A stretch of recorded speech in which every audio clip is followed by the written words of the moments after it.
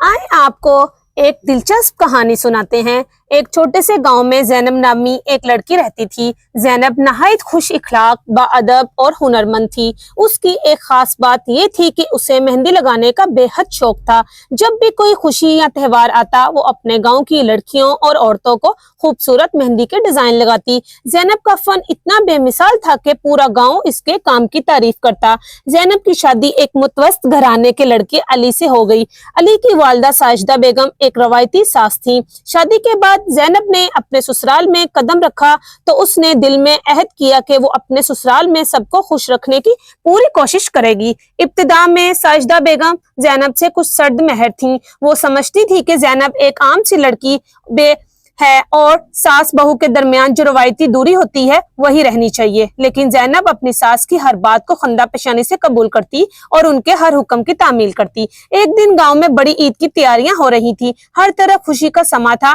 जैनब ने साजिदा बेगम से इजाजत मांगी कि वो अपने गाँव की औरतों को मेहंदी लगाने की इजाजत दें। पहले तो साजिदा बेगम ने एतराज किया, लेकिन फिर वो राजी हो गई। जैनब ने अपने फन के जौहर दिखाए और गांव की औरतों के हाथों पर ऐसे खूबसूरत डिजाइन बनाए कि हर कोई इसके हुनर का मुअत्तरफ हो गया। इसी दौरान गांव में एक मशहूर शादी का जश्न भी हो रहा था। इस शादी में शहर से एक बहुत बड़ी और अमीर खातून ने आना था।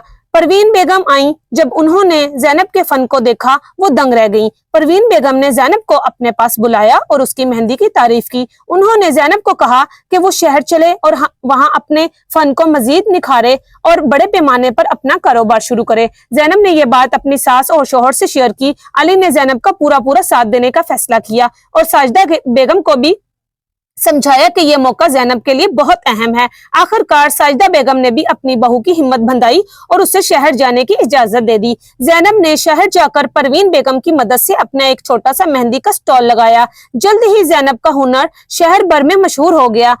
उसके डिजाइन ऐसे थे कि हर कोई इनके शहर में मुब्तला हो जाता। इसकी मेहनत, लगन और हुनर की बदौलत जैनब का कारोबार बढ़ता गया और चंद सालों में वो एक मशहूर मेहंदी आर्टिस्ट बन गई। जैनब ने न सिर्फ अपने ससुराल का नाम रोशन किया, बल्कि अपने गांव की लड़कियों को भी मेहंदी का फन सिखाने का बेड़ा उठाया। उसने अपने गांव में एक स्कूल खोला जहां वो लड़कियों को मेहंदी के मुख्तलिफ डिजाइन सिखाती थी। यूं वो एक कामयाब कारोबारी खतून के साथ साथ एक मुअल्लिमा भी बन गई।